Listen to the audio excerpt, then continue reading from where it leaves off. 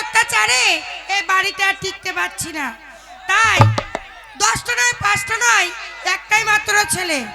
এই ছেলেকে লেখাপড়া শিখিয়ে মানুষের মতো মানুষ করতে পারলাম না, তাই ভেবেছি আজকে আসুক ছেলের বাবা। ছেলের বাবা আসবে আর ভালো করে বলবো, ছেলেকে যদি শাসন করতে পেরেছো তো ভালো, আর যদি না পেরেছো ছেলের হাত ধরবো, বাপের বাড়ি যাবো। মনে আসুক বাড়িতে, ওরই একদিন কি আমারই একদিন। ছেলেকেও ফাটাবো আর ছেলের মাকেও ফাটাবো। ওই ছেলে আর ছেলের মায়ের জন্য মান সম্মান সমস্ত নষ্ট হয়ে গেছে। বলে গিন্নি, বলে কি গো? আরে আমি রে, আমি। তুমি কে? চিনতে পারছো না? আমি তোমার হো হো হো হো। দেখেছো এত বছর ধরে ঘর করছে, বউকে কি করে ডাকতে হয় সেটাও ঢং নেই। আমি তোর স্বামী রে। আমি তো জানি তুমি আমার স্বামী। তাহলে কে আবার কে কে করে চিল্লাচ্ছিস কেন? এই, আমি বাড়িতে নাই, তুই কার সঙ্গে কথা বলছিলি? শোনো, বেশি মাথা গরম করো না। কেন? রেগে মাথা গড়গড় করছে। তোর মাথা দেহেতে গরম ধরেছে। কেন, কি হয়েছে? তোমার ছেলের জন্য এই পাড়া প্রতিবেশী গ্রামে গঞ্জে হ্যাঁ। মুখ দেখাতে আমি পাচ্ছি না। ওই আমার ছেলের জন্য তুই পাড়ায় মুখ দেখাতে পারছিস না? তোমারই ছেলে। ওরে আমারও তো একই অবস্থা। তোর ছেলের জন্য এই গ্রামে মান সম্মান আমার থাকছে না।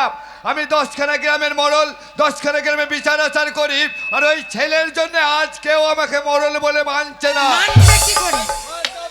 মানবে কি করে? তো ফাটাবো তো তোমার ছেলেকে। দোষ, তোমার দোষ। আমার দোষ? কতবার বলেছি ছেলেটাকে কান ধরে ধরে স্কুলে নিয়ে যাও, এই লেখাপড়া শেখাও, তুমি তো গুরুত্ব দাওনি। ও আমার দোষ নয়, যত দোষ নন্দ ঘোষ। যখনই ছেলে বদমাইশি করে স্কুল যেতে চায় না, যখনই ছেলেকে শাসন করতে যায়, তখন তুই তো বলে ও কাত্তা, ছেলে আমাদের ছোট্ট, এখন কিছু বলো না।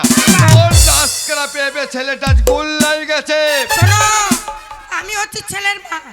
তুমি যখন ছেলেকে শাসন করবে তখন তো আমি ছেলেকে বুঝাবই। ও ওই বোঝাতে বোঝাতে বাঁদর তৈরি হয়ে গেছে। সেই ছেলে কোথায়? ছেলে নেই, 7 সকালে বাড়ি থেকে বেরিয়েছে, এখনো আসেনি। কি বললি? সেই সকালে বেলায় বাড়ি থেকে বেরোয় আর রাত 10টার পর বাড়িতে ঢোকে। আজও সেই সকালে বেলায় বেরিয়ে গেছে, ছেলে বাড়িতে নাই। না। গিন্নি, বলো। এই বাড়ির মধ্যে তুই আর আমি, আর আমাদের একমাত্র সন্তান, সে এখন বাড়িতে নাই। নাই। তাহলে বাড়িতে তুই আর আমি ছাড়া আর কেউ নেই। কেন, কিছু বলবে নাকি?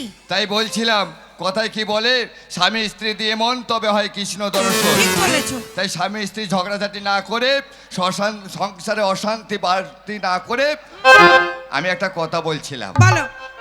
মানে মনে কিছু করবি না তো? বলো না। না, তোর যে খ্যাক খ্যাকে গলা, বলতে ভয় লাগে। আরে বলো না। বলবো? বলছিস?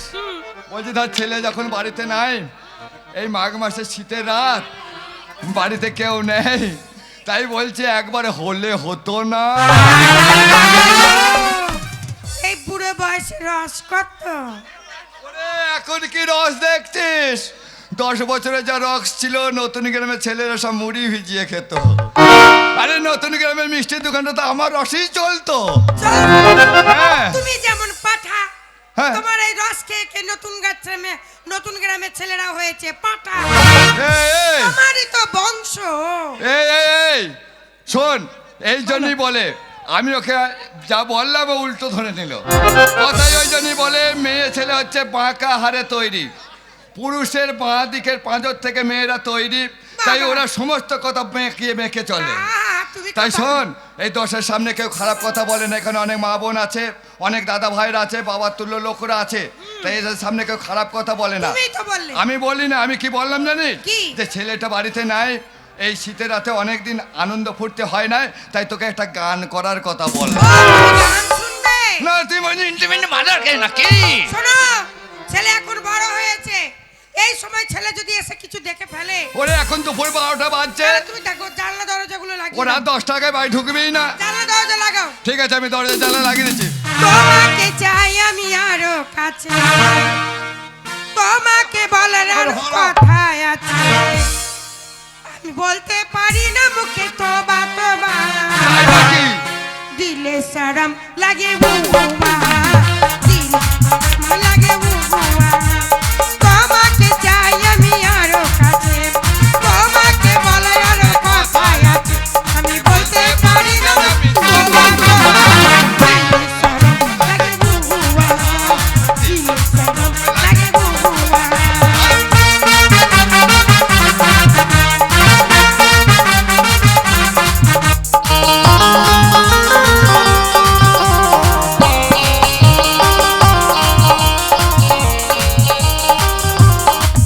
যদি জানা জানি হয় ভালোবাসা কেমন করে হবে মিলামিশা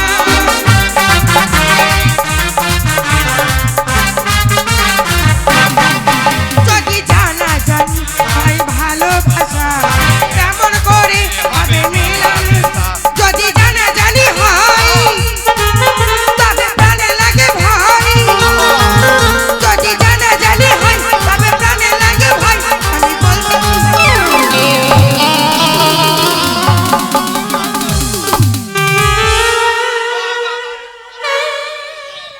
ও নাই রে নাই রে নাই রে, না মনে উলা উঠো ওরে মাজা নাই রে। গাইতে দেয় না ভালো করে গিন্নি, চুপ করো তুই তো বলতেই পারতিস যে আনন্দ ফুটতে হবে না, কেন আমি পারবো না। কি ঢুকেছে কি ঢুকেছে কি ঢুকেছে কি ঢুকেছে ইঁদুর, লাঠি লাঠি লাঠি লাঠি লাঠি লাঠি।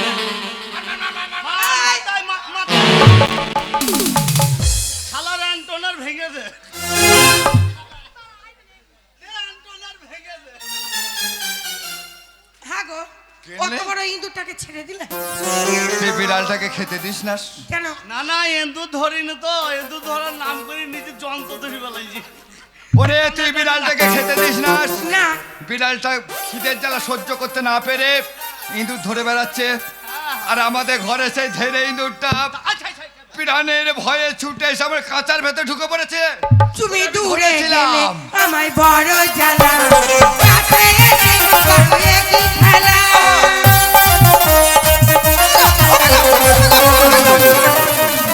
কি হলো রে? কি হলো রে? অমন করছিস কেন? হ্যাঁ গো কি হলোটা কি? ইঁদুরটা তুমি ছেড়ে দিলে হ্যাঁ। আর ইঁদুরটা আমার শাড়ির মধ্যে ঢুকেছে তোর শাড়ির মধ্যে হ্যাঁ গো এগুলো তো ঢুকেছে হুম ঢুকেছে। ঢুকেছে না নেই বেরিয়ে গেছে পালিয়ে গেছে। ও পালিয়ে গেছে, ইঁদুর পালিয়ে গেছে। তুমি দূরে গেলে আমায় বাড়ি জ্বালা কাছে করে হ্যালো। করবে কি খেলা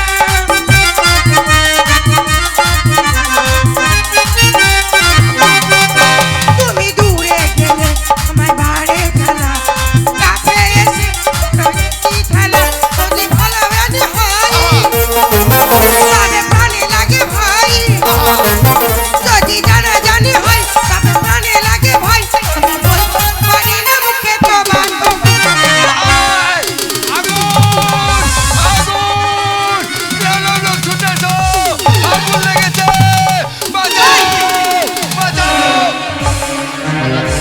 এই শালার বেটা মরবে রে। এ মাথাটা পাগল হয়েছে নাকি গিন্নি, একবারে এমন রস সবকিছু উল্টো দেখছে মনে হচ্ছে হ্যাঁ গিন্নি, এই না বলো।